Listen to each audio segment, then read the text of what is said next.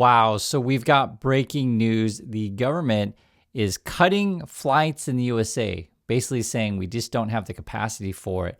Have a listen to this. We're talking about cutting flights in USA. The administrator is going to talk about all of the tools we're going to deploy.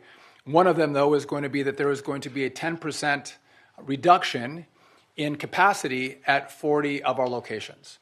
The administrator is going to tell you that this is data-based. This is not based on what airline travels, has more flights out of what location. This is about where is the pressure and how do we alleviate the pressure. And so I want to thank him for, again, him and his team's great work. He'll lay out what the specifics are of this plan, and then we're happy to take questions from all of you. So he mentions, where is the pressure? How can we alleviate the pressure? I'll just tell you, Donald Trump remove Trumpers and his, incompetent administration, and suddenly, magically, all of our problems will be fixed. Like, these are self-inflicted wounds. The Donald Trump shutdown continues, and now we got a 10% reduction in flights. Listen to more what they have to say about this. Deploy. One of them, though, is going to be that there is going to be a 10% reduction in capacity at 40 of our locations. We are seeing pressures build in a way that we don't feel will, if we allow it to go unchecked, will allow us to continue to tell the public that we operate the safest airline system in the world. And we're not going to react to that, and we intend to be proactive. Boy, things must be really bad. I'll just be frank with you guys, because usually they don't talk in this kind of way, but there's just some realities out there. There's staffing shortages. You have the Trump shutdown, and even Fox News is now talking about being the longest shutdown in history. They just lost a big election last night. This is the Republicans losing, and then this is from Fox News. The Fox News reporting, breaking, Transportation Secretary Sean Duffy announced the U.S. will implement airspace restrictions as staffing shortages strain the Federal Aviation Administration amid the longest government shutdown in history. I mean, you got to tell people the truth on this kind of stuff, right? This is just practical information. There's going to be less flights to get to your family for the holidays. There's going to be less flights to get where you need to go for work. And not only that, I just keep seeing reports that there's like crazy long wait times at some of these airports, like 3 hours, 4 hours just to get through security. Crazy, right? And then if you do the math, so normally they say, hey, let's say, for example, going international, arrive 2 to 3 hours ahead of time, right? And you guys know this. And then you add that on to just getting through security. What are we getting at the airport, like 5, 6 hours ahead of my flight? And then my flight might get canceled, and then there's going to be less flights. It's absolutely crazy. And I'm not shocked by any of this stuff, and they probably have to do it for safety reasons, which I completely agree, right? If you have a safety problem, I'd rather have less flights than basically, more accidents. But this whole thing is all self-inflicted. This is the Donald Trump, shutdown continues. I think we're day 36 now. This thing's been crazy, and these two sides still aren't talking to each other. It's just awful. And then when I look at what the Trumpers are tweeting out today from the White House, they say, midweek reminder, don't be a panican. What? Okay. And then they start talking about the stock market, and this is what their messaging is. And I'm telling you guys, the stock market right now with the AI stuff, it's all driven by AI, is a massive bubble. And you have the government shut down at the same time. And you have the fight over tariffs at the Supreme Court. I mean, the whole thing's a disaster. That's why you saw the Republicans get absolutely demolished on election night. This is Jasmine Crockett, Representative Democrat side, what she has to say. She says, Republicans have officially caused the longest government shutdown in U.S. history. Folks aren't getting paid. Families are wondering if they'll have food on the table. And now they're closing off airspace right before the holidays, right? That's what I showed you was the Duffy, the transportation dude. He's like, 10% reduction, and that's where we're talking about it. You've got, yet they've got the audacity to pat themselves in the back like this is a game. This isn't governing. It's reckless. It's cruel, and it's a damn disgrace. Do your jobs or get the hell out of the way so people who actually care about Americans can. And I'll just be frank, you want to call this stuff out, and this is I completely agree with the sentiment. Like, if you're gonna basically not do anything, talking about the Trump people and not govern, just hey, Trump, go golfing. You're actually probably going to enjoy your life much better. Just go golfing and let people who are competent fix everything. It's ridiculous. And again, this is all self-inflicted, this whole shutdown stuff. Then Trump's going to try to tell you that prices are 25% cheaper for Thanksgiving dinners. Just laugh. Okay, fine. And here's more.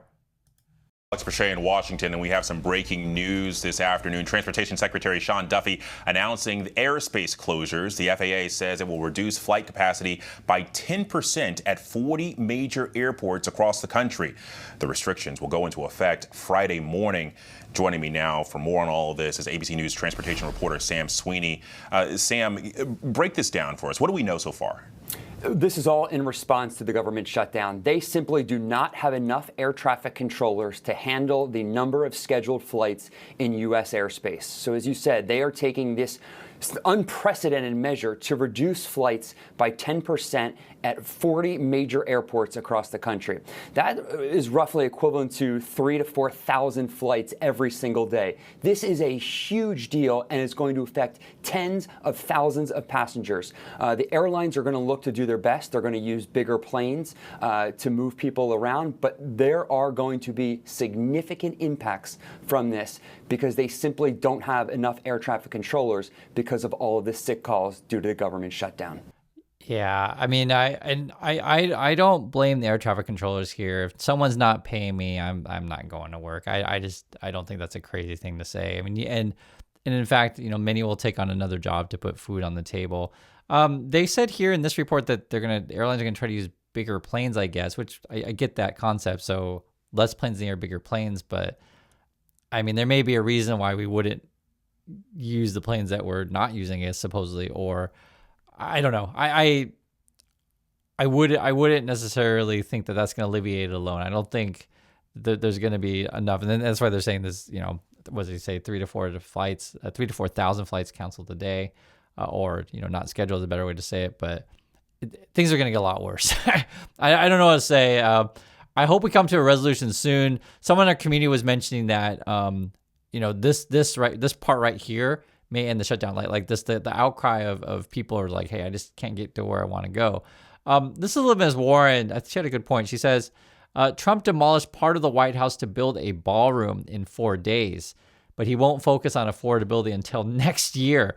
Trump promised to lower costs on day one. Yeah, I mean, that's Trump promising, I'm going to solve all wars in one day. I'm going to, reduce all costs in one day. It's all nonsense.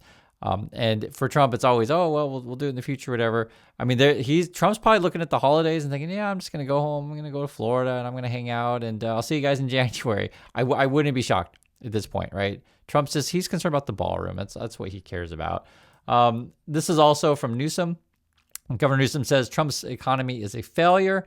It demonstrates his commitment to greed and grift rather than the well-being of our country. While billions are sent to Argentina and opulent parties are thrown, American families suffer. I urge the Supreme Court to stand up for the rule of law. And that's what we've been talking about in the prior video. You can see that. But basically, they're hearing arguments for whether or not Trump's tariffs are legal. I'll just tell you, the lower courts already said, no, they're not.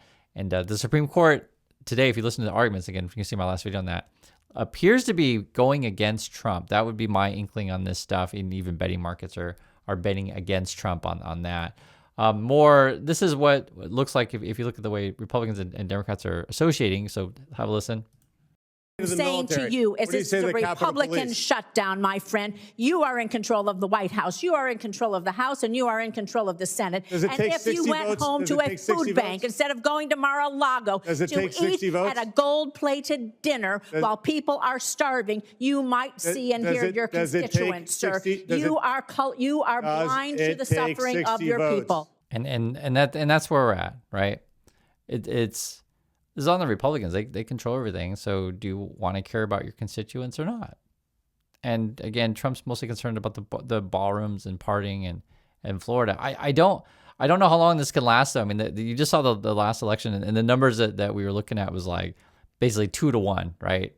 60-some% of the country is like, yo, we're going the wrong way. This is Trump. Then he's going to try to make the case that we need to help people in Nigeria. Seriously, this is their argument. Christianity is facing an existential threat in Nigeria. Thousands and thousands of Christians are being killed. Radical Islamists are responsible for this. And he'll go on and on and on that. So I guess from Trump's point of view, we have to go save Argentina. We have to save Nigeria. We have to start a war with Venezuela, Colombia. Did I miss any countries that we're trying to start a war with? I mean, oh yeah, no, we're saving people in Nigeria and starting a war over there. He's so out of touch. It's frankly absurd to watch this stuff. But I do want to show you so you understand what's going on. And also want to show you some different points of view on this. So this is Senator Patty Murray. I think she's from Washington. Let's have a listen to what she has to say.